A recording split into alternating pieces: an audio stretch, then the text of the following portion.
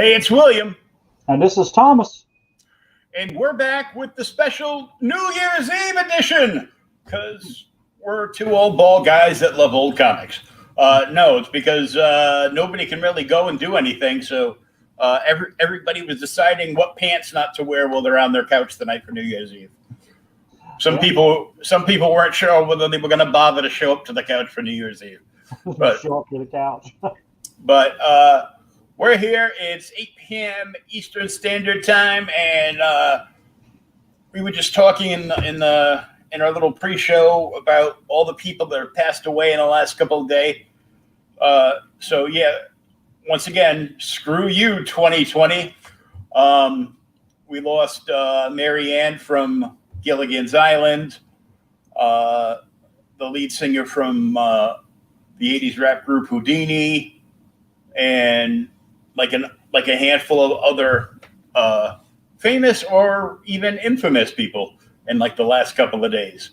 But a few weeks ago, because we took some time off because it was the holidays and Thomas works retail and I don't work at all. So here we are. It was about, 2 weeks ago we lost Corbin? Yeah, it was right before Christmas, wasn't it? Yeah, it was about 2 to 3 weeks ago, Richard Corbin passed.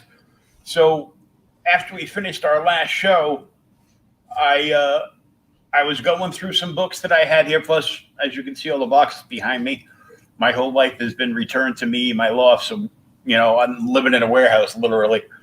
But I see this old issue of Swampthing. I pick it up and I look at it, and Richard Corbin was the guest artist. I'm like, holy crap, we should do a Corbin episode. Yeah, and I had never read this book until just the other day. I read it yesterday or the day before yesterday. It's wild. And what's funny is I was thinking about it after we were talking about it. This is like, the fourth issue of Swamp Thing we've done? Mm-hmm. I mean, it's not that it's a bad thing, because Swamp Thing's probably one of the best characters in the DC universe. Mm-hmm. Who still doesn't have a ongoing. I know. But it's a very deep and almost on the edge of metaphysical issue. It's kind of mind blowing because it gets your gears churning and you start thinking, and then you realize what's actually going on. It's just crazy. Yeah. Hey, Ryan. Hey, man. Thanks. Yeah, we appreciate it.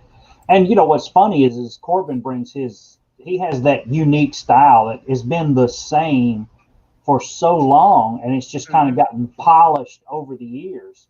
But I still look at, even this Swamp Thing, as we look, start to look at the art in a little bit, you could still see Den from Heavy Metal in this. But then it's Swamp Thing. It's just kind of crazy. Den of Earth. Yep, Den of Earth. I don't know who these assholes are, but they picked a bad time to show up. You die, the girl dies, everybody dies. Everybody dies. Oh my God, I love that movie to death. That movie is incredibly good. Oh yeah. Really quick, we want to give a big shout out to our sponsor before we get into this New Year's Eve episode. SpinWiz Comics and SpinWizComics.com. It is a webcomic and indie comic discovery platform. You can download the app on both iOS and Android completely free. And you could read well over 500 comics on the site right now. So if you're traveling, whip out your phone or tablet and you got it right there. And here's just a sneak peek of what it could look like on your smart device.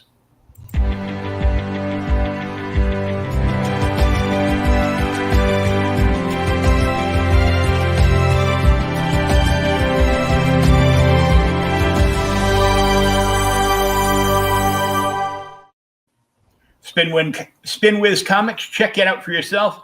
Download the app and check it out. It's completely free. That's right, I said free comics.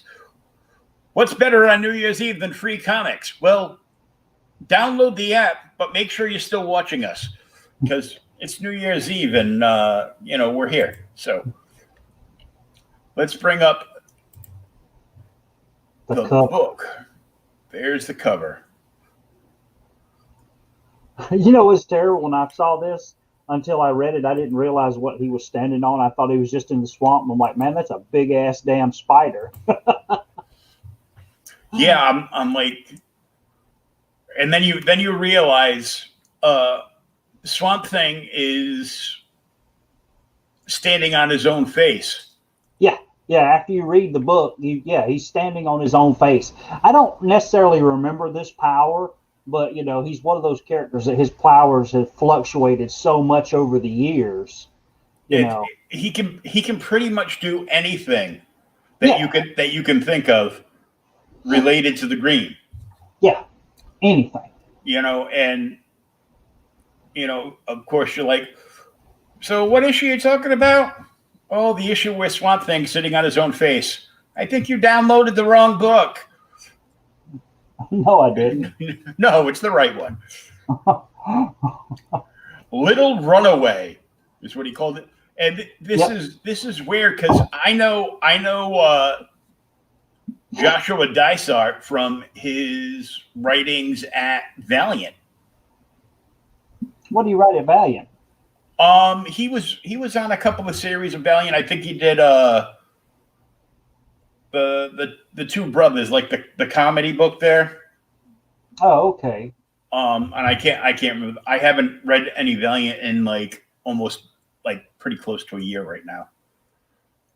The last thing I read kind of turned me off, and I was like, eh. Yeah, I've got the new. I picked up the new couple issues of XO, but that's. He wrote the Paradise story for TKO, their first run. He had a book that was really good. Huh. Cool. All right, so we get away, and I love a black cover. Mm-hmm. I don't know why. I guess because they're so damn hard. Yeah. It starts with the crow, and what's funny is the writer actually really leans hard on Corbin in this story. Mm-hmm. Because while he wrote it, and I'm sure he had hey, I want to see a crow flying over and eating French fries and the smokestacks and all this other stuff. 80 to 90% of all the heavy lifting in this issue is done by Corbin. Yeah, this might have been Joshua giving Richard a kind of a generalized outline and just been you're going to be the guest artist, do the cover, do all the interiors, and here's a premise of the outline and what I'm trying to do, and just go for it. Well, and see, that's the thing that's funny is I've we talk about arts and stuff. Yes, Eli. Eli, sorry. Den of Earth. Yep, that's him. Richard Corbin did this issue 20.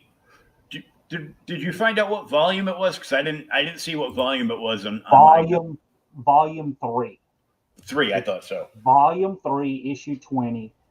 He did Den of Earth. Another story I was going to snap some art for, but didn't run out of time. He also did one of my favorite Hulk stories. He did Banner. I don't know if you ever remember that. Banner's the Hulk guy. No, Banner, the series. It's by Corbin did the art and Azzaro did the writing for it. Oh, I probably got it somewhere because I buy everything Hulk. Yeah, that's the incredible one. That's where the Hulk destroys a town, and the military shows up, and they're like, "What the hell happened here? It looks like a tornado." And Samson's there, and Samson says, "Well, that's a really good line. Why don't you run with that and just tell the newspaper that we're here cleaning up because of a tornado and not the Hulk?" Yeah, so they're feeding information. Yep. But on this is what we're talking about here too, with Corbin doing all the heavy lifting with his art style. And this is the same thing that if you ever follow Sal Buscema over on Facebook, sometimes he talks about in there about why he quit working on modern comics.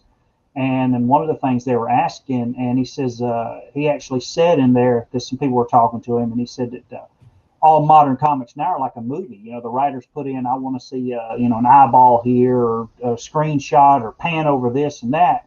And he said back when they were doing the true Marvel method, the writer would write, give you the outline, and then the artist would actually storyboard it, so they had a good say-so in how it looks. Mm-hmm. And he said, it was a collaboration. He said it's no longer a collaboration and it's not fun, so he kind of quit doing comics. And I was like, okay. They want everything laid out like it's a highly detailed storyboard in case they can flip it into an IP movie. Yeah. And that's one of the things that Buscema was really fussing about. And I just, I don't see that here. I mean, so we go, so this first page is pretty easy. We've got a bird, this crow eating some French fries, and then flying over. And it says, once upon a time in the modern American South, the bird keeps flying. It says there was a swamp flanked on all sides by encroaching pavement. And then it just flies down to the swamp thing, sitting, literally in an old abandoned house at the swamp. He's at his summer home. Exactly. What's kind of funny too is Corbin doesn't, it's the Swamp Thing, but he's drawn a good bit different than he normally is. But you can still tell what he is, or who he is. Yeah, he kept the basic whatever that V nose thing. Yeah, so he's trying to they basically set it up like originally where they would put this darker root to make it look like it was the bridge of the nose without without the cartilage, and the mouth. It was just basically like kind of like a way to outline to define his face. And Corbin just made it bigger. Yeah, just made it bigger, and gave. I don't remember the teeth that way, but it's what it is. It's the Swamp Thing, and you can tell he's alive just from the art. And they even added in here, he's got a heart. He's a mass of moss with a heart of lilies and rich soil for blood. So he's what he is by the description. Mm-hmm. And it's cool that this is one of the things I've always enjoyed, and we talk about the Hulk. You said the Hulk a while ago. Is there's some issues of the Hulk. Greetings, Ireland. Ireland, I'm telling you. But some of the early issues of the Hulk. Happy New Year. Yeah, it's already New Year over there for them. Oh, yep. The wildlife will come up to the Hulk. Same thing here. This crow just lands on him. And he gets up and leaves. But I guess he's mean. Thank you, Barry. Thank you, sir. Living way out in the swamp here in the with all these people. I guess he's protecting them because they call him the Gumbo Man. Mm-hmm. And he just leaves. But I mean, here there's what five thought balloons in that whole part. Mm-hmm. And this is where the story started for me, man. So he leaves, and he says he desired no praise or company. He didn't want to move. He didn't want anybody gathered around. He just wants to be by himself. And he had an idea to shrink, a desire to disappear and revoke his influence on the entire world. So Swamp Thing leaves the people he's protecting and goes out into Well, the congratulations. Oh, yes. Glad y'all get to be together. uh, and then he just sits down in the swamp, and then he goes off to explore himself as a smaller creature being. Yeah, and a little arm like just starts poking out of his head.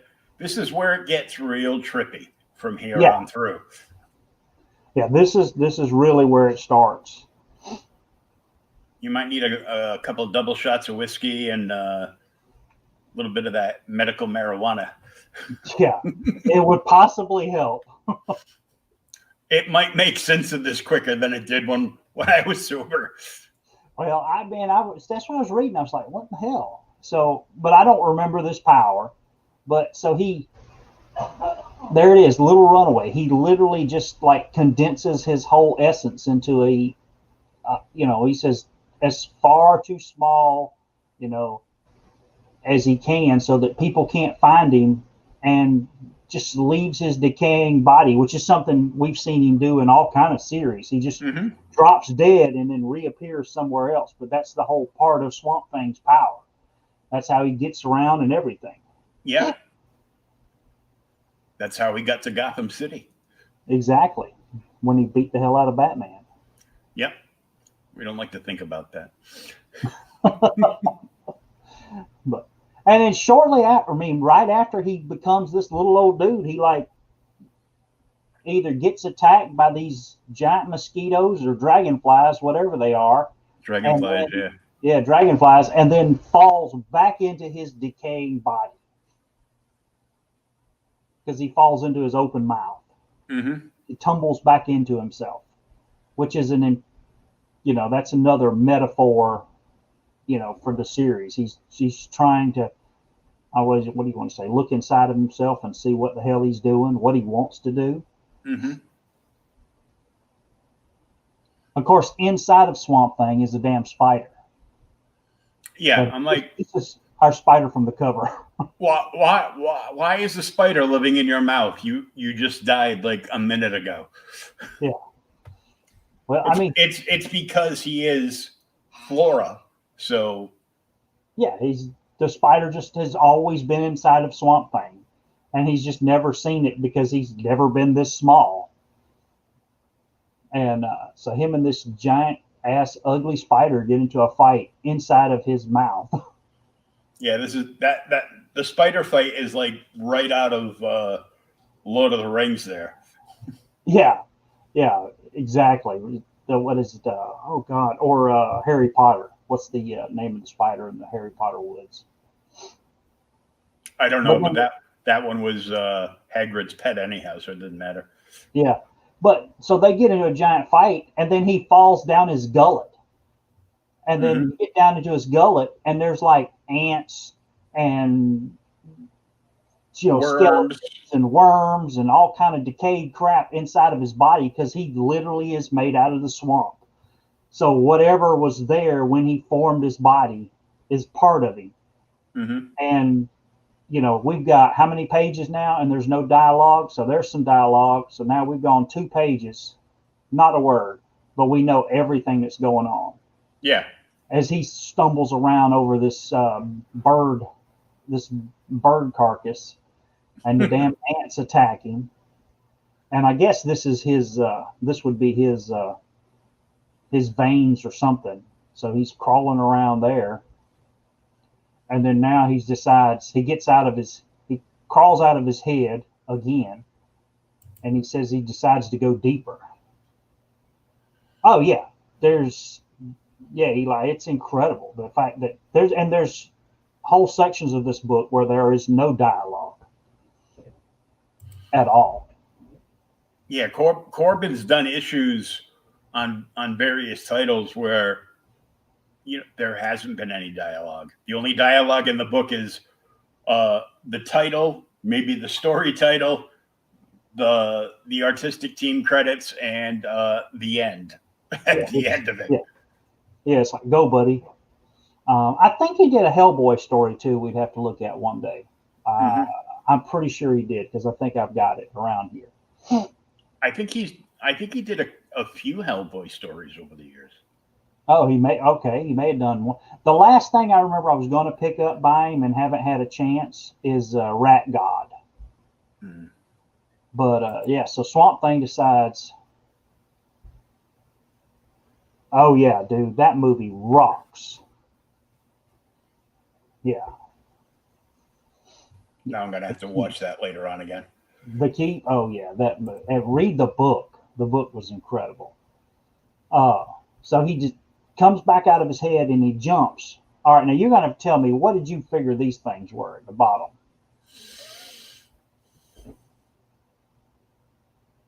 Swamproids. I don't know. I mean, I figured he. I mean, it's like or something. It almost makes it, that bottom panel almost makes it looks like he's underwater, because those look almost like amoebas. Maybe, yeah, it could be. But I mean, that's the thing.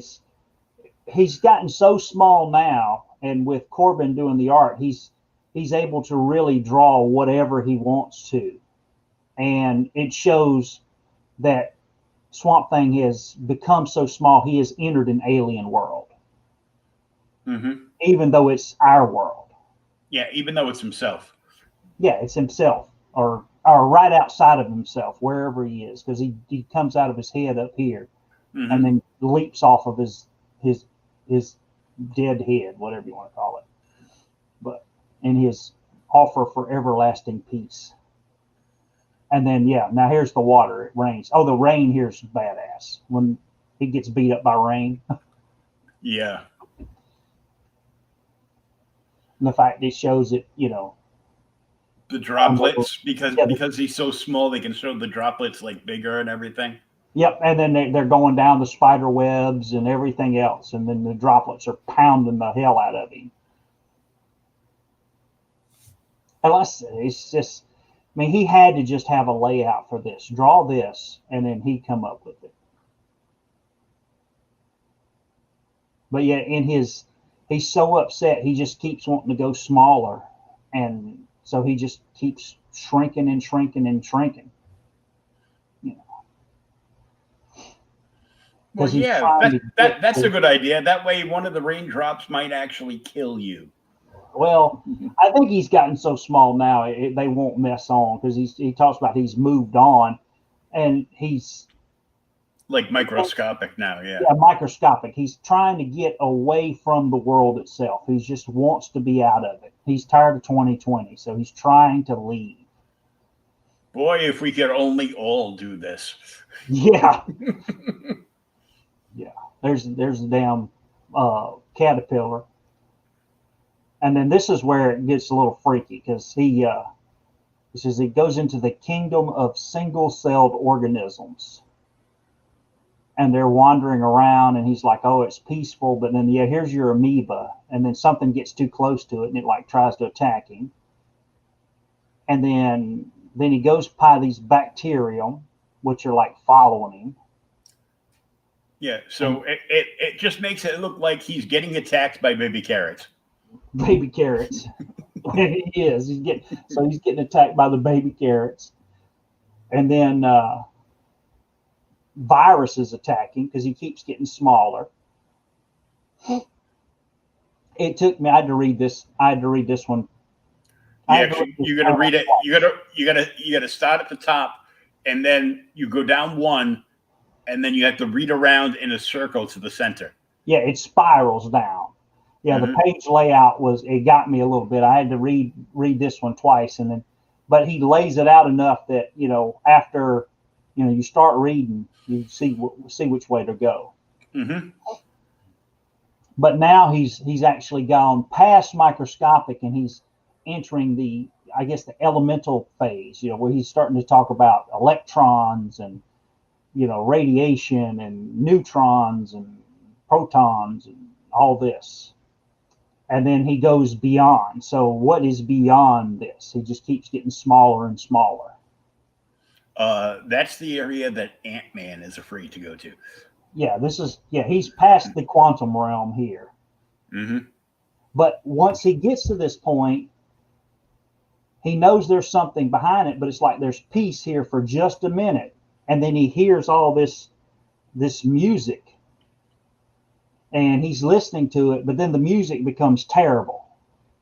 It's like a bar music or something, and he kind of gets upset, and then he's at a damn bar. Or is this all in his head? Only we were talking about this guy in the pre-show. This is the greatest butthole in all of comic books. My favorite magical character? It's John Constantine. Yep. Who made his first appearance in Swamp Thing and returns again. Big Money walks into the joint.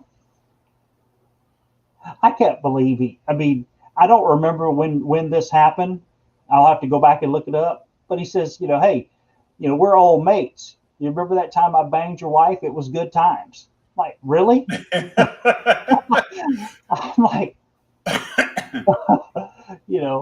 I've almost destroyed cities because of this. That sounds like a line the comic book bullies might have come up with. Is that what it is?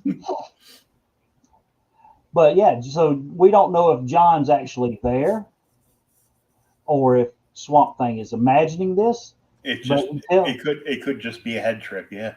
Yeah, it's a head trip or something. But he says, I'm here to make sure you don't go any farther. Mm-hmm. So this is where you stop. And he raises a toast to him. And then, of course, the bar's going on, and, everybody's partying. All these made-believe people are partying, and Constantine's still talking to him. He says, what's scary, about you and this trip that you're on? Swamp Thing tells him how he's disconnected himself, and he wants to go away and find peace. And more importantly, what does that kid's T-shirt say? Yeah, all you trendy people suck. Yeah, I want that shirt. That's Corbin definitely saying something. Mm-hmm. So it goes on, and Swamp Thing just tells him, "Hey, I'm going to go further down." Constantine keeps telling him, "Look, nobody goes any further." It's kind of like the issue we read. Was it 49 and 50 when they were in hell, mm-hmm. and everybody kept trying to tell them stop, but they kept going. But then here's the thing that got me on this. So he's telling him, Swamp Thing tells him he's going to go further, and then Constantine tells him there's something else there, and explodes and becomes this horrible whatever he is at the bottom. Yeah, like a horrible demon. Yeah, he's like a demon or something.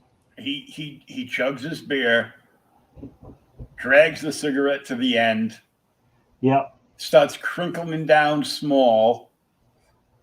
We pan back to Swamp Thing, go back to John, and he's exploding from the mouth out like some kind of creature. Yep. He said, "Here comes something bigger than yourself." And then we have no idea what the hell it is. But it comes at him, and Swamp Thing decides it's time to leave. Good job taking the hint. Yeah. So he hauls ass, but here are all the ants and everything else behind him, against a surge of fire. So whatever it is, it's chasing him. And it chases him all the way up back into the swamp. So he returns to the swamp. And when he does, it explodes. It explodes. Yeah. It's like a little nuclear bomb of some kind. So we don't know what the hell it was. And it did some sizable damage, apparently. Yeah, it does a lot of damage. It blows up half of the damn city. It kills some of the gumbo people, or the people looking at the gumbo man, and wipes out this parking lot and all this. Or does it? See, that's the whole thing. We don't know. But then, so Swamp Thing has this nightmare and wakes up. He just splurts right back up, leaves his dead body, and he walks back. He leaves the swamp. Mm-hmm. And returns to the people, and he offers the one of these ladies something to help with the child's cold, and the bird comes back to him, and that's the end of the story. There's a lot of things here, though, that, like I said, I think it was a head trip. Had he gone further, I think it showed him what could have happened. But then it begs the question, in the comics, what is there? Because that's stuff that we could be writing about now. We could bring this forward into modern continuity. Oh yeah. This could have also been. Yeah, I read that, but I just smoked a big fat fatty, so I'm gonna draw some really messed up shit. So here you go. And it means nothing. Yeah. It means nothing. It's a cool story because the whole thing's kind of like really, it's even trippy for Swamp Thing. Yeah. But you can see where all this stuff fits in to the lore of Swamp Thing. Yeah, because this is this kind of stuff that, God, what's the issue where Swamp Thing and Abby are in the they're in the swamp. One of the early issues with Moore, and they're trying to tell each other how much they love her, and she eats the damn potato off of him. Yeah, is it from that volume 1 or volume 2? This is The Curse. So I gotta take my glasses off because I can't see anything up close. But yeah, they have this whole trippy kind of thing. The same kind of stuff happens in that issue to Abby, and they have metaphysical sex or whatever you want to call it after she eats a potato off his back or something. Whatever hallucinogenic mushroom he created. Yeah. And that was that's Tolbortin, I think it is. Mm-hmm. But yeah, the whole same kind of thing. It all fits in there. It doesn't, and as a one-off, it's a great story because it starts and it ends. He leaves, goes into the swamp. He's trying to get away from everything. He's tired of the conflict and everything that's going on in the world. So he tries to go into himself and get away from it all, and ends up finding something horrible down there. Oh yeah. I just found this book today too. Did you? Yeah, I cracked open a box. That's why I had to do another what's in the box earlier. And some people were disappointed because there were no toys this time. But there was Swamp Thing. There was Swamp Thing, yeah. It was all books, like all trades and hardcovers, and I have a bunch of the volume 2 Swamp Thing in single issues, but I finally a couple years ago broke down and bought the entire Moore run in trade paperback so I could read it all at one sitting. And it is. I mean, people just don't understand how good a series that was for the time. There you go. Yeah, that's where they were in love because, like, some people see them, hunters or something see them and report them to the police, and that's when the police go looking for him. It's like this really hot chick is having sex with a shrub. Yeah, exactly.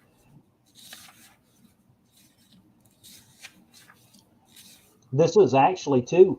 This little where he gives her this whatever these flowers are to help with the baby is on one of the covers too. Because it says what it is right there in his orange balloon. Yeah, something tells me this will help the child's cold. He doesn't say exactly what it is, but it's something. But he in one of the covers to the Swamp Thing series, his hands are like roses. Mm-hmm. Oh, is that one of the ones you bought recently?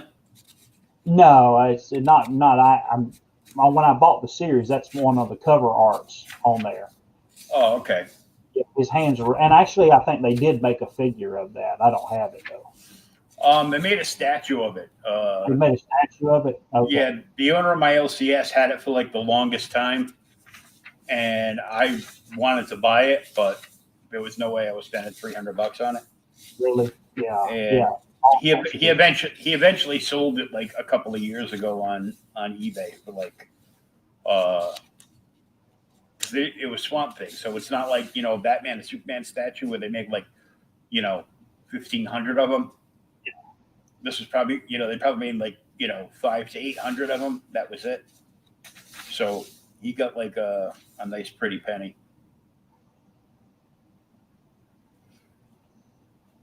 But yeah. Oh, this might, unless I'm missing my guess, that it looks like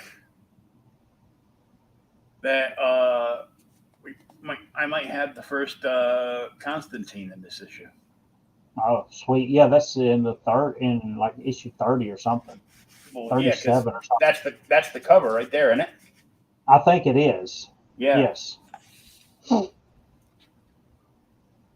So in this trade, we have Alan Moore, Rick Veitch, Alfredo Akala, Ron Randall, Tanzia Wood, John Costanza, Stan Woke, John Tettlebean, and Stephen Bissett. Yeah, Bissett. That's it. Mm-hmm. But the thing that's funny about Constantine is when Constantine first shows up in Swamp Thing, the character's fully developed. Mm-hmm. And then they just fill in over the years. Well, you said you couldn't read it, but I'll run through the art just so people can see how Corbin's art. I went through it, but the print was too small after like the first page.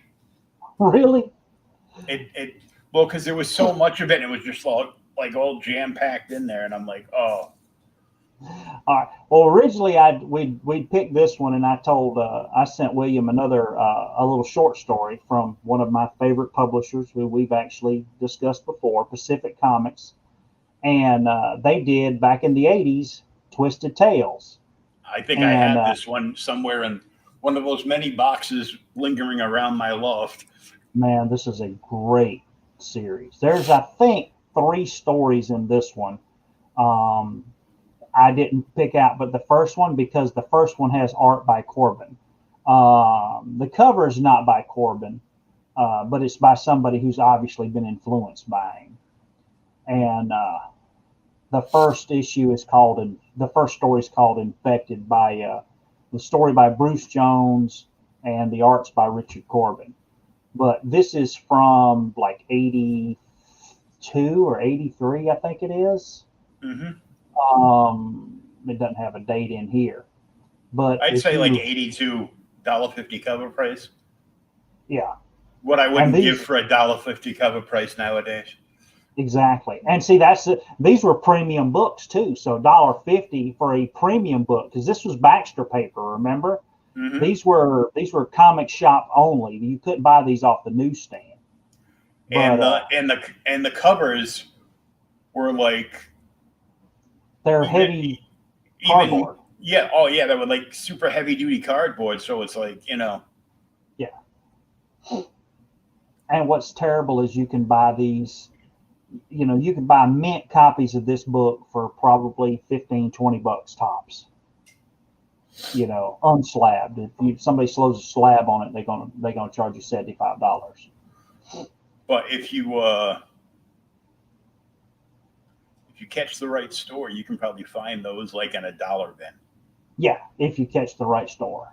Yeah, I picked a bunch of them up for the $2 and $3 a piece price. I've got most of them, but so this story just basically tells of this guy who is he's out foreclosing on people's houses. He works for the bank. I already don't like him. And I didn't realize how much words was in this until you did message me and said that you was having reading problems. Yeah, I mean, look at that. And all I see pictures and lines. So he's out basically foreclosing on people's houses. He's a butthole. Yeah, and he's driving around in a Ford Pinto.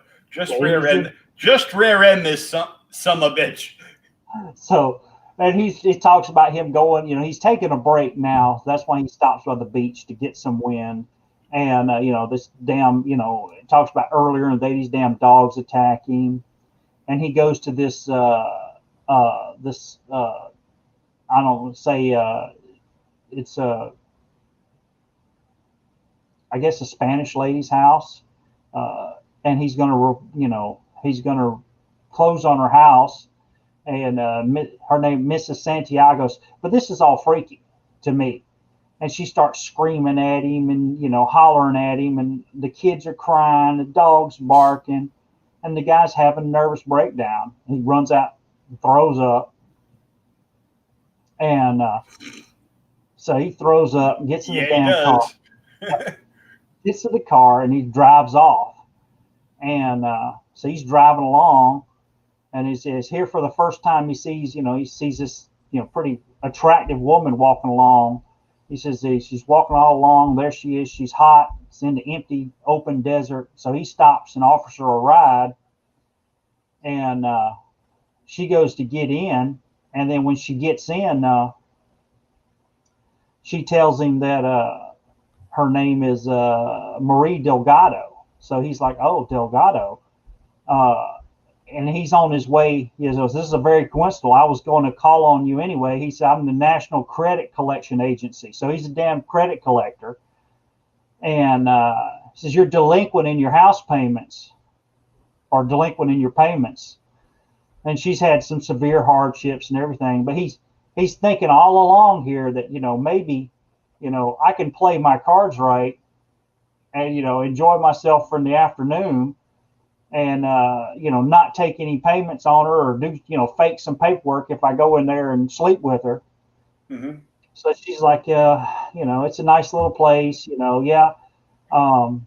She's got a bunch of kids. The kids are away. They're out playing. And he says, I'm not going to be bothered by little things like that. He says, let's have a cool drink. And, how many kids you got? And she says, they're down at the beach. So, you just, whatever. And he literally doesn't care about the kids. He's just going to force himself, on her. You need to, pay up one way or another. Mm-hmm. So he goes to take her into the bedroom and he has sex with her in the bedroom. And she tells him, says, I'll do this, if you'll wipe out my debts, but you've got to be gone before the dark comes, the sundown comes, and the kids are back.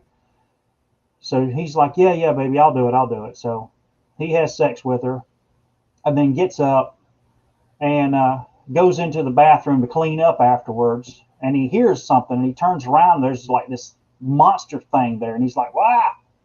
And then he holds up his hand and it's bitten off his damn fingers. And then all these little monsters attack him and they start eating him alive. And then we look back at Mrs. Delgado and she's got one of them like suckling her. And she's like, I'd asked you to leave before the kids returned. And that's it. That's the whole story. She's the mother of crabs. Yeah, exactly. Exactly. But I mean, you see his, there's a lot more words in this, but this is from 82, like we're talking about or guessing. Mm-hmm. But his art style hasn't changed really. No, it's just gotten better. It became more polished and a little cleaner, but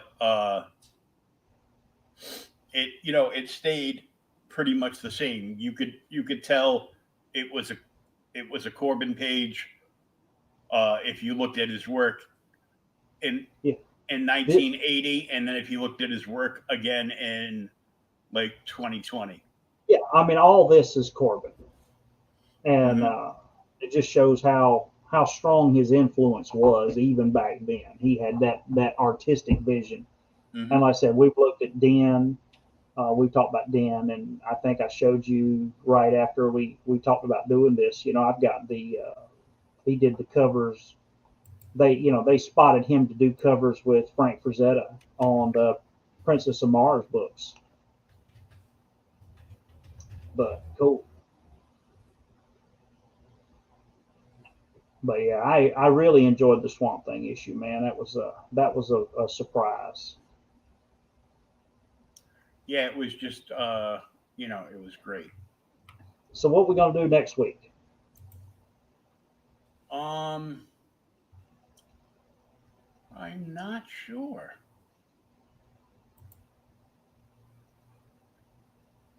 No, What? we did 2 weeks of Marvel. We've done a DC. All right, I got an idea. I have to find the issue, but I actually saw it. Somebody was talking about it earlier, and I have most of the reprints. Uh, I'll have to get it to you early so you can read it. But how about we do some EC stuff? EC or DC? EC. Sure. I'm What do you talking. I'm talking. Uh, Vault eclectic eclectic comics? Vault of Horror, weird fantasy tales, that kind of stuff.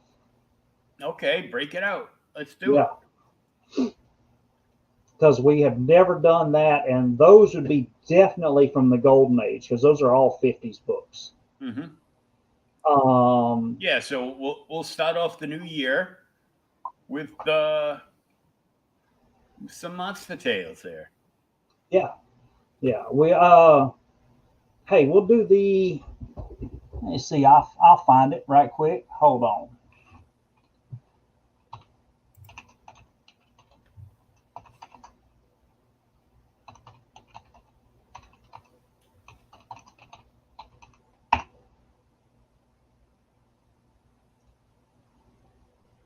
Let's go ahead and do the one that got them thrown up before the uh, The commission. that they got them thrown up before the commission. So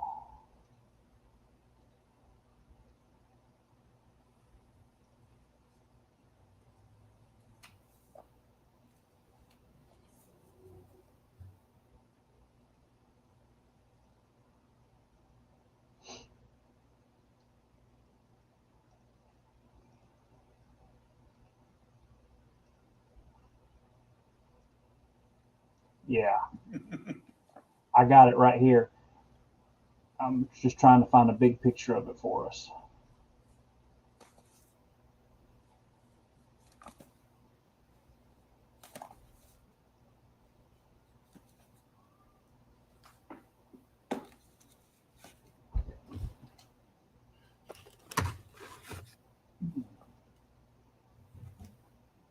There it is. Let you pop it in there. So, crime and suspense stories. Oh yeah, that's the cover that got him banned. Yeah, that got them thrown up in front of the Senate subcommittee on children delinquency. Was it strange suspense stories, crime suspense stories?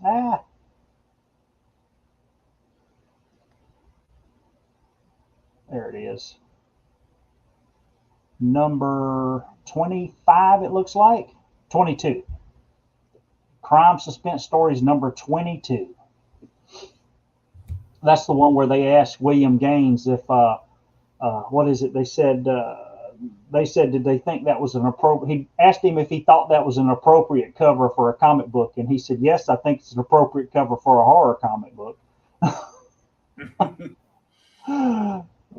Then they're like, Yeah, and it's been God, they did a Wolverine homage to it. Who else has homaged that cover?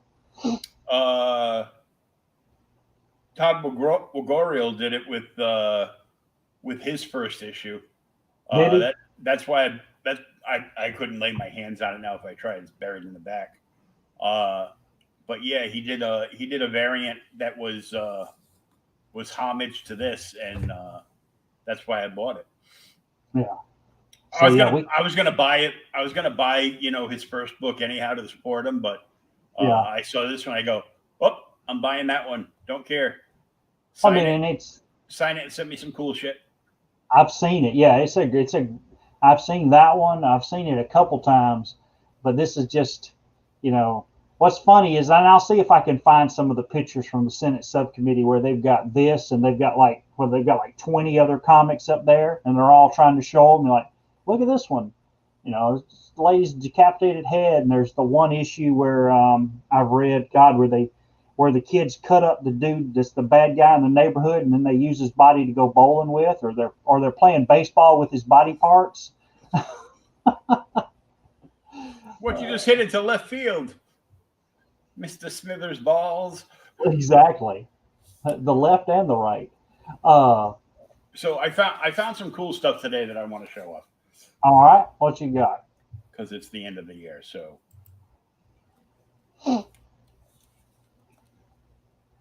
Oh, sweet.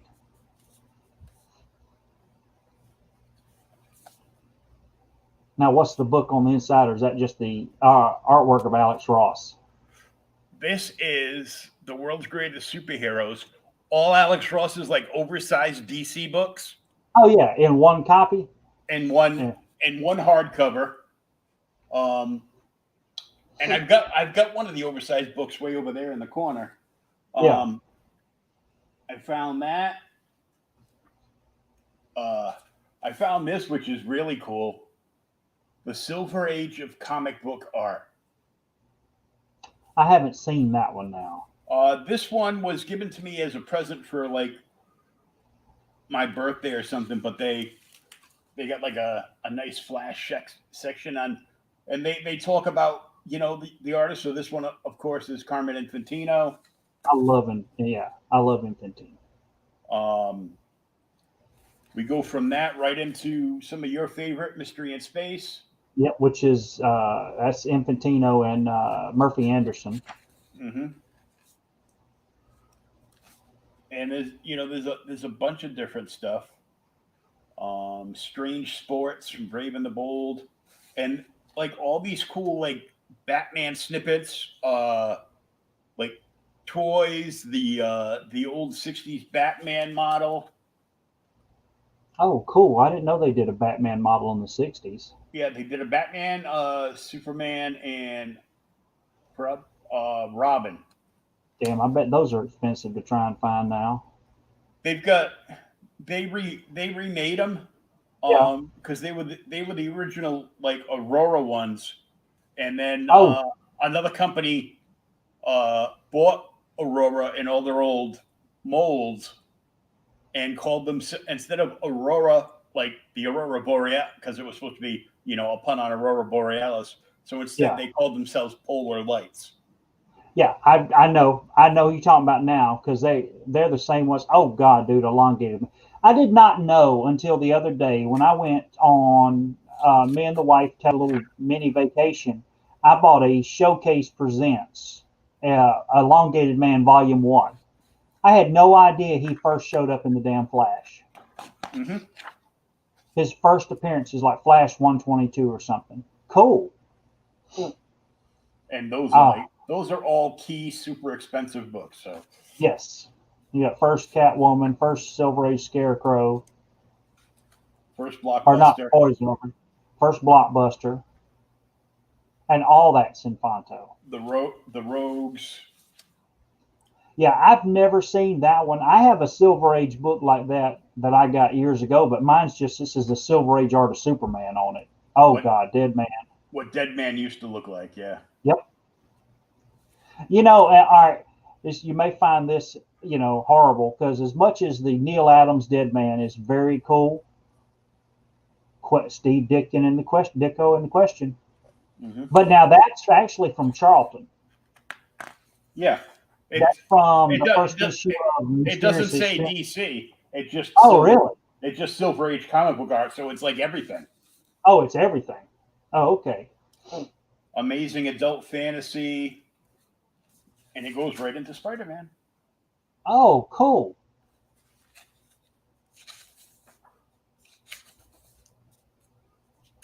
And it does, of course, there's like a huge section of Spider-Man because, well, it's Spider-Man. Yeah, well. Then it goes into his Doctor Strange. Doc Strange. So it's got all the major artists broken up into sections Yeah. and everything that they did. And then even though it's Ditko, so we have to show my favorite sidebar character The Creeper. and another one, yeah, because Oh yeah, he did Blue Beetle too. mm-hmm. He did the second Blue Beetle, the Ted Cord Blue Beetle. Yep.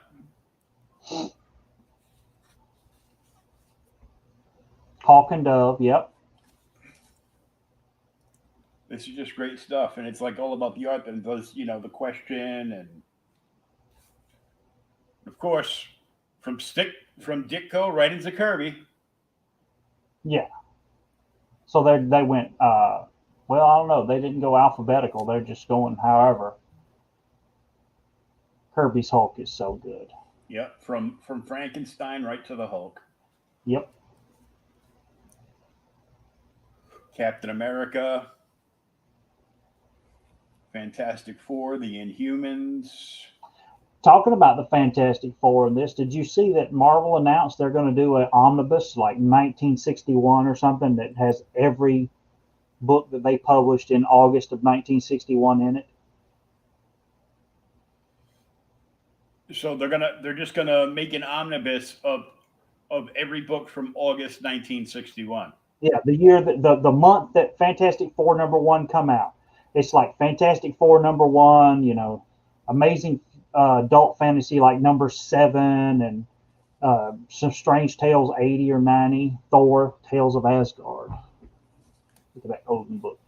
But yeah, it's all that. It's Millie the Model, Young People in Love, all kind of that stuff. But it's just everything they did that month. Gil Kane. Gil Kane's cool too.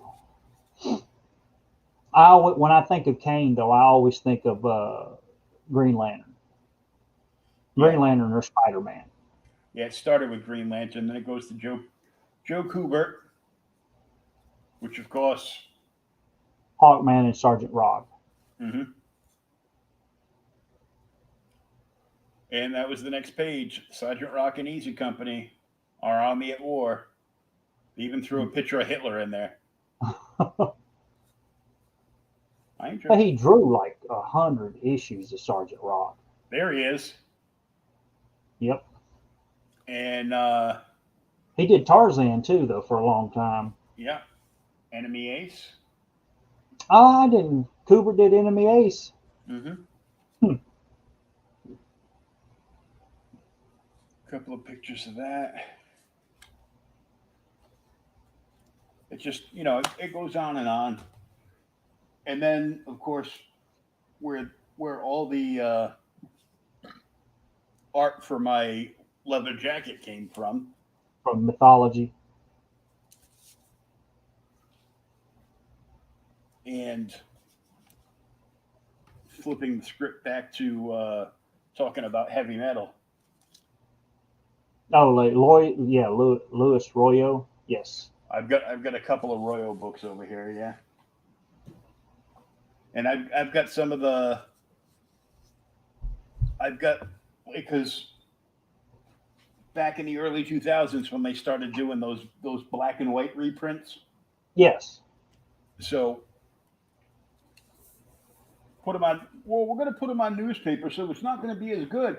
Perfect. I'd rather smell the newspaper strip. Oh, I got this too. Oh, Legion of Superheroes. Yeah, Volume 1, first print. Some guy got fired at a shop I was working at, and he left that behind. And was like, well, he might come back for it. So if he doesn't come back in 30 days, so like every day I go, is it 30 yet? Is it 30 yet? And about 15 days in, he's like, just take the friggin' book. Yeah, shut the hell up. Leave me alone. I got this one, which isn't black and white. It's all in color. Yep. This is Our World's at War from DC. It's like a big, long Superman goes to space. Yep. He ends up fighting Mongol in the War Planet, and Is that the one also that has the is the King Joker story in that one? I have no idea. I Because don't that's know. the same run. Joseph Loeb and oh god, I can't remember his name now. He's drawing Avengers right now. Oh, Uh, there was so many people in here. Let me get to the. Here's the credits page. oh, so it's across multiple titles. Okay. Yeah, because it went across all the Superman titles for like this was probably like their big event for that year. Yeah. So it's like we're gonna do a Superman event this time around. Well, in that run, somewhere in there is the Emperor Joker story, which a lot of people like. Yeah, I still need that issue. It's kind of like tough to come by because nobody wants to give up nobody wants to give up a Joker cover any any time. The Emperor, you need the Emperor Joker story. I might. I'll have to check. But I'm looking in the back because they printed like all the covers. Yeah.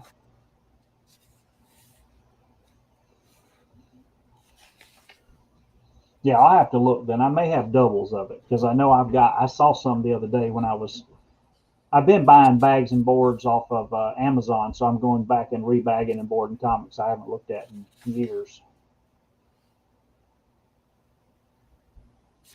I think you saw the other day when I rebagged and boarded I did all of Punisher Volume 1 or Volume 2, excuse me. Yeah, I'm looking at it. I'm not seeing it yet in the gallery. There's some there's a cover with Darkseid where he's like right in front of Apocalypse. Hmm. I'm thinking no, it's not in this. Dang it. That might happen probably like after he came back from deep space. I'll have to look then, yeah.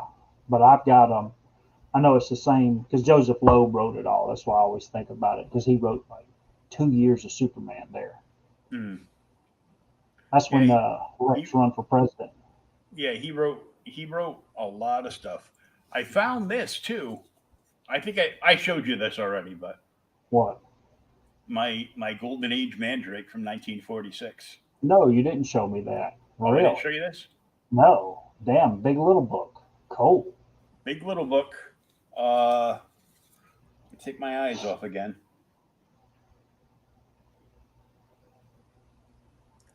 Yeah, because they'll put like multiple trademark years in it, Yeah. and the last year is always like when this one was printed. So this one was printed in 1946. Huh. Uh, Based on, of course, the newspaper strip by Lee Falk and Phil Davis.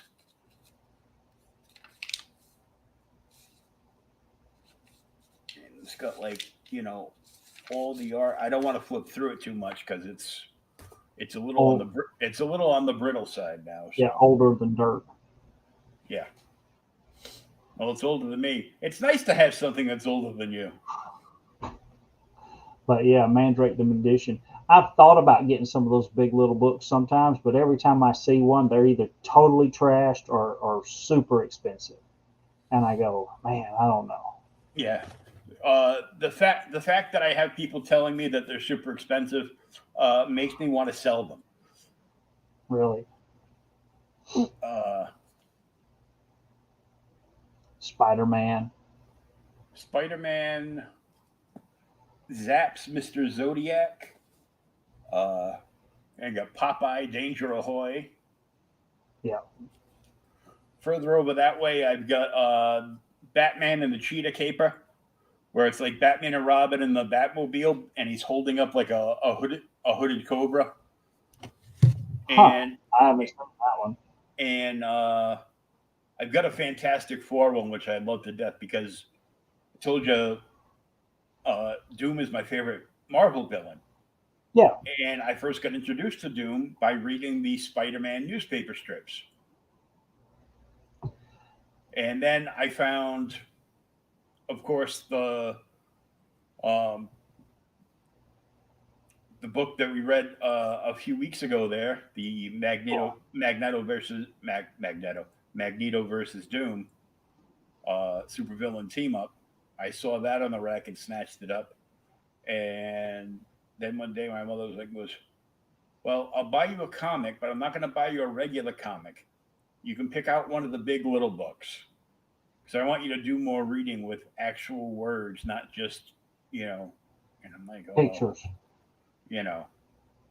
I'm like, fine. And I saw the Fantastic Four one, which was great. You know, they all got captured by Doom and Castle Latveria, and of course, they all escape at the end. But I don't remember exactly what happened. But you know, I didn't get the big little books because they weren't here when I was little. Kingdom Come, still one of the greatest stories of all time. Uh, what happens when you finally piss Superman off? mm-hmm. Dude, I have those. The checker books. There's 5 of them. Have you got the other 2? No, I thought there was only 3. 5 of them. These are the Gold Key collection. Yeah, there's 5 of those checker books. Okay, so I need 2 more. I've got one of them's got a white cover, and I can't remember what the other cover is. The thing that's funny about those is, and this goes from me being a book collector and everything else. If you open those up, you'll mm-hmm. see they're actually Smith sewn. What do you mean? Open the book up and look inside the pages. Look real close, and you'll see there's actual thread that are binding them together. They're sections sewn before they're glued. They're not regular stamped. They're some of the best trays you'll buy. But open up into a section and you'll see that there's actual thread where they're sewn together. Wow.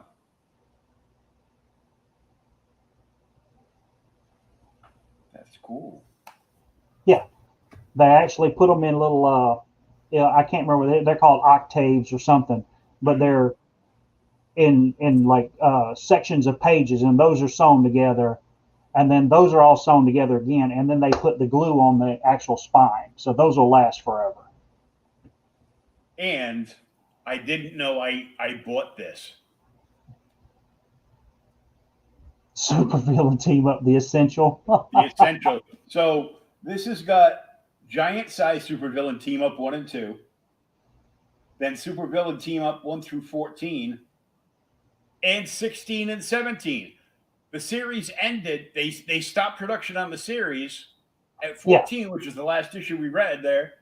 And then they must have come back months later and goes, well, we need a couple of filler issues. He goes, well, okay, well, we've got these 2 issues of Supervillain Team Up already already done. We just have to send them to the printer. Well, I thought they were reprint issues, 16 and 17 or whatever it is. They probably are, but I only thought there was 1 through 14, and now there's 1 through 17. Well, it's the same thing with Nick Fury, Agent of S.H.I.E.L.D. If you Nick Fury, Agent of S.H.I.E.L.D. only went to like 17 issues, I think it is. Mm-hmm. And the last 3 issues of that series, I think it's like 18 through 20, are reprint issues of the Nick Fury stories from Strange Tales. It also has Avengers 154 through 56. Really? Champ 154 through 156 of Avengers. Yeah.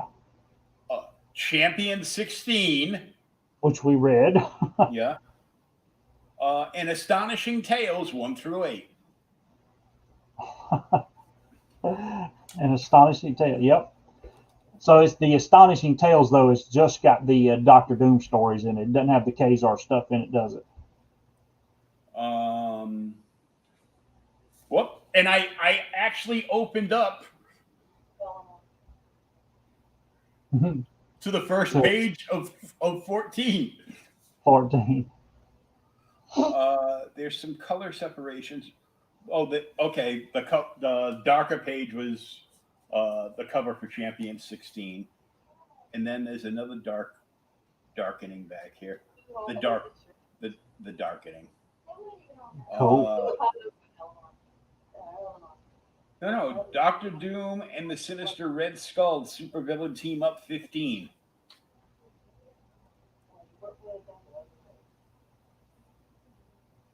But I think that, look at it. Isn't it a reprint? I don't. It looks familiar, but I'm not sure.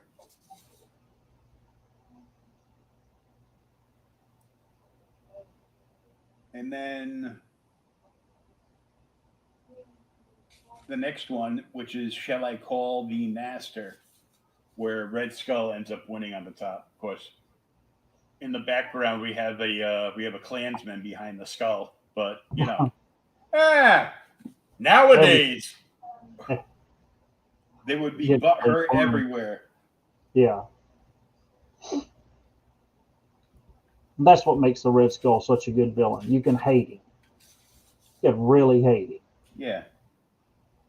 And here's 17. All new Marvel Mayhem. No, it was a new issue. Really? Okay. I've done it. I've recreated the Cosmic Cube. It's him. It's called Dark Victory. Who's the Armanzola and some clan guy with an H on his chest. I'm not sure who that is. Yeah, it's Dr. Hatred, I think, or something. It's Hitler, whoever it is. Yeah. Yeah, the H guy is actually Hitler.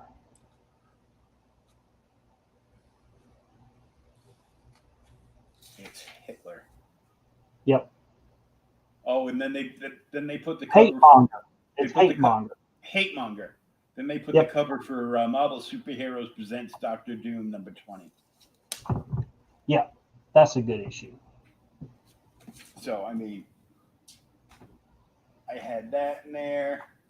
You'll have all these read by next week. All these? No. Yeah. Grendel Archives. This is the whole Hunter Rose story, the original Grendel story. Huh. And it's done. It's just he didn't even color it. It's all the original black and white. Cool. I need to read that. Then I got Showcase Batman and the Outsiders. Yeah, I thought it was the whole series, but it's not. It's a Brave and the Bold, which is the first appearance of the Outsiders. Outsiders, yep. Then it's the first annual from Batman and the Outsiders, and the first 19 issues. Yeah, the series didn't go that long though. I don't know why they didn't just go ahead and print the whole damn thing. I think it went like 50 issues or something, because it continued. Batman left them, and it went from being Batman and the Outsiders to just the Outsiders, and then it fizzled off not long after that. Oh, okay. I thought it only went to the 20s. Yeah, now I've got the Aquaman one. Yes. Yep, I've got the Aquaman one. I've got the Justice League one. No Justice League. What else did I find today? Kong of Skull Island. Who did the art on that one?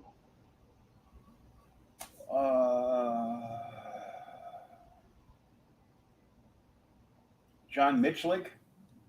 Hmm. But it's got the maps of Skull Island, like the old-fashioned maps of Skull Island. Yeah. Joe DeVito. The other guy was a writer. And this book has an introduction by Ray Harryhausen. Oh, cool.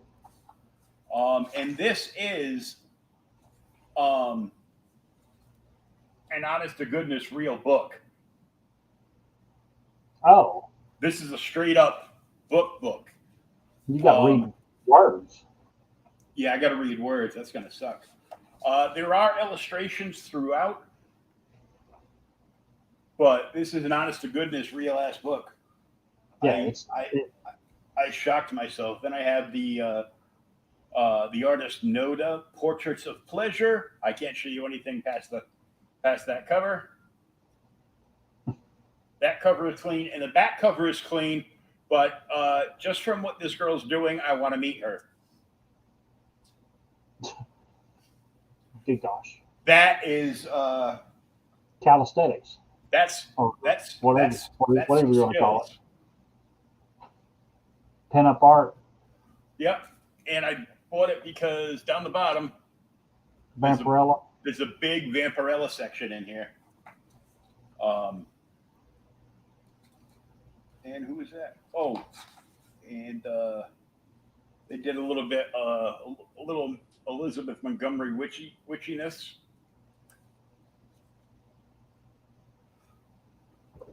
Old gold ads for old gold cigarettes with the pinup girls. You'll probably get some Dave Stevens in there somewhere. They might. There's whoa, yowza, and yowza. There's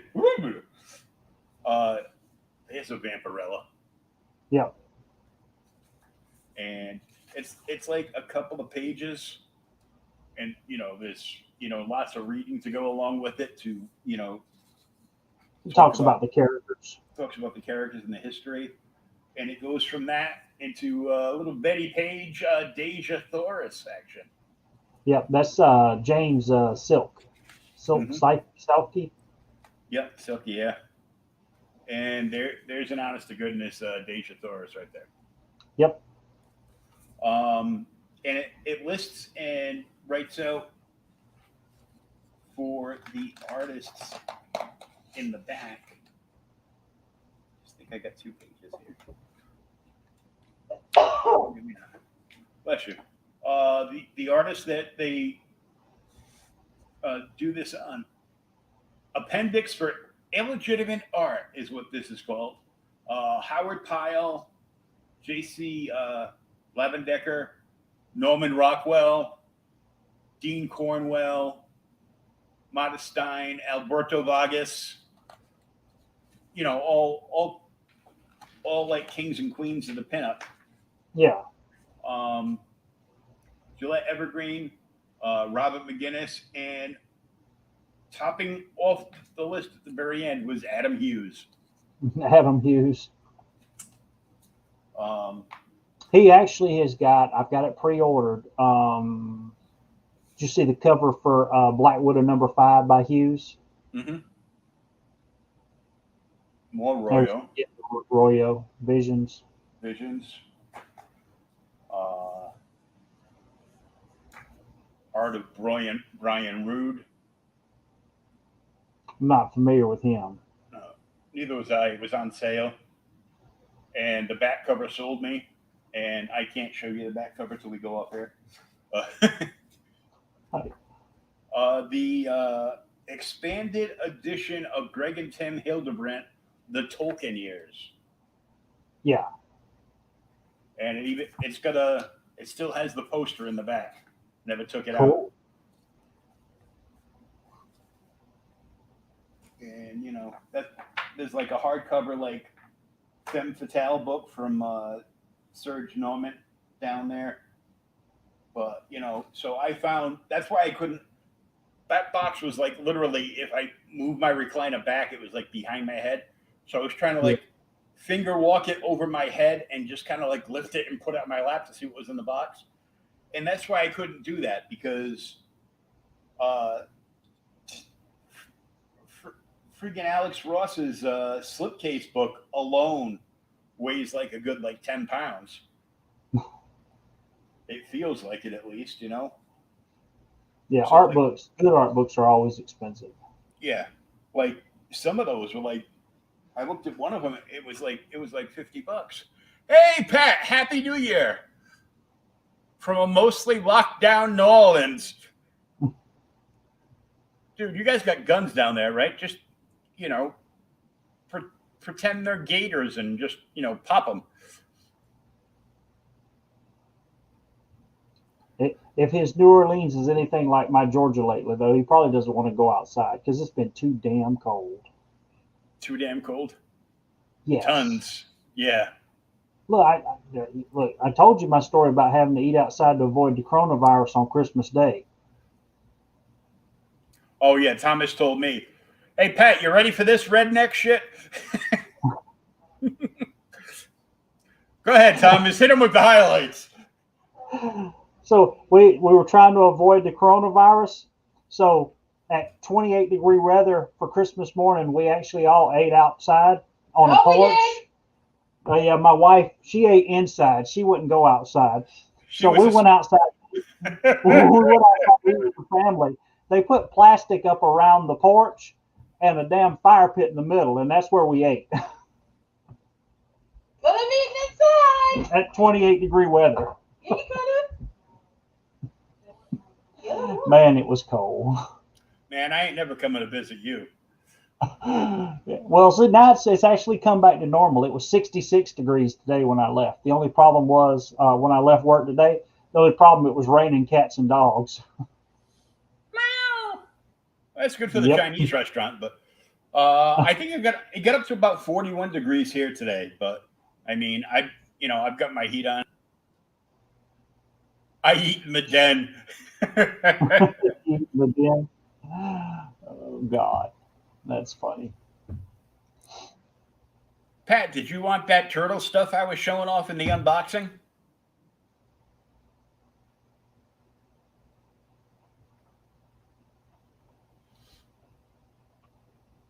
In one of like the 7 unboxing videos I've made in like the last week and a half.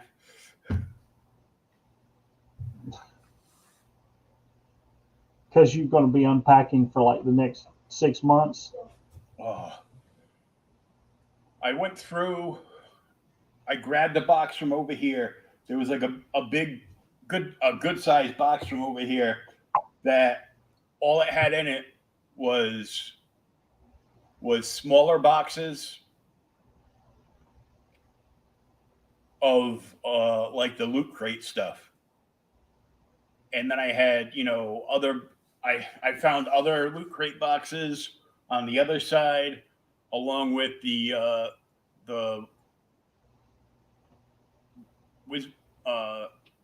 Wizard World Comic-Con boxes. Yeah. I emptied out all those boxes and I filled up a big plastic bin. Good God. When you get your bookshelves? Or have you got some coming? Plans? Where would I put them? I don't know. I gotta clear through some of this stuff, and I was in a toy sale group, and so I announced, I took a picture of like this mess over here, and said I was gonna go on Friday night and blah blah blah, and then I got geotagged by one of their admins, be like, all live sales must be scheduled. I'm like, get the fuck out of it. I just scheduled it. I said I'm going to be on Friday. No. You have to get approval to do them. Then you have to schedule it. And then you have to create an event. I'm like, look, I'm crippled and I don't work because I'm fucked up. You think I'm going to do all that to sell some toys? You're out of your mind. I'll make my own toy sale group. Eat in the Den. Moon Knight. So you wanted the Moon Knight reprint? Did you want the first 3 issues of the series that I have on the side that I showed you?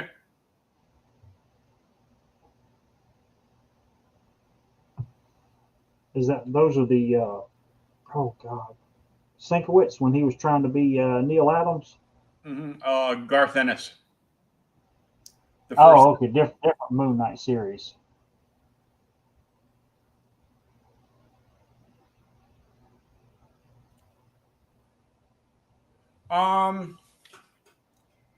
He can't transfer from planet to planet unless the planets have collided.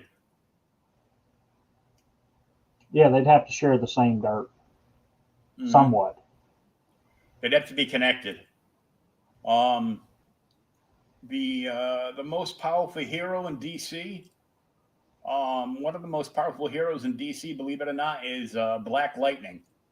The same reason that Magneto is one of the most powerful villains in the Marvel universe, Yeah, because it gets all, magnetism. all his power comes from the Earth's core.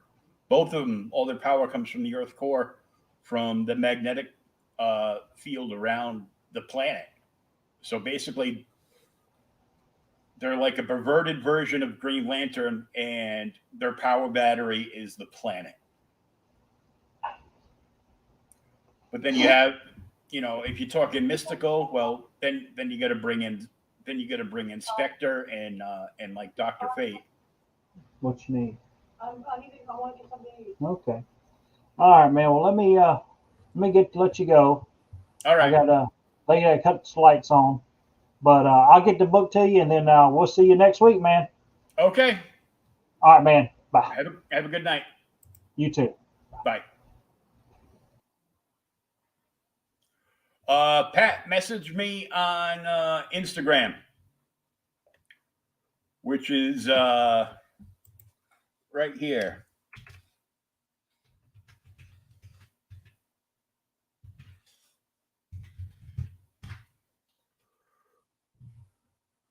Whoops, I spelled it wrong. Take the S out. There's no S in there. I did it wrong. Damn it.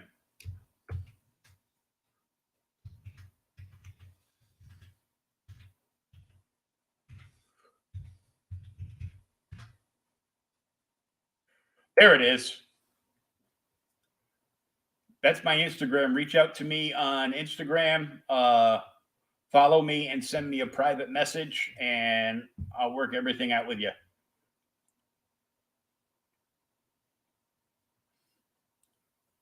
So I got the Moon Knight black and white reprint edition over there, and the first 3 issues of the Garth Ennis. Plans tomorrow? Yes, I'm going to be busy all weekend. I am actually one of the hosts for CromCon 10. I'm gonna kind of like simulcast it. I'm gonna steal their feed and just bring the video in on my feed so it can be on my channel too. That starts tomorrow night. Like the kickoff show is tomorrow night, and then it goes noon to midnight on Friday and Saturday. There's going to be tons of comic book creators, pros and indies alike will be on there, showing off their wares. Artists will be showing off, some of their work. Yes, I will. I'm co-hosting. I'm bailing Pops out in case he hits a wrong button again.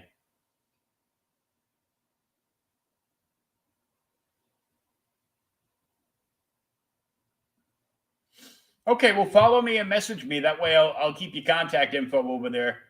And yeah, join us for CromCon this weekend for sure.